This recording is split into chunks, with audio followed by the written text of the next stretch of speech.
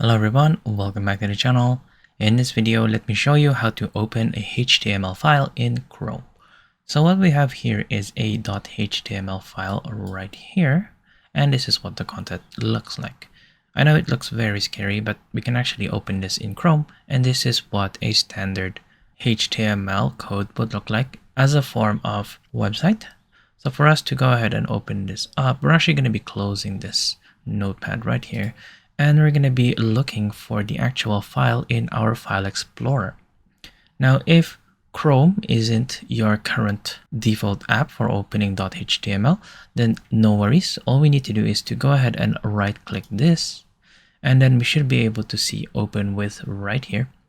And then to open this HTML file in Chrome, just go ahead and select Chrome as the app itself. Now this will open up the website or the HTML page, and you should be able to see it right here. And there you go. I hope that you have found this tutorial useful. See you guys next time.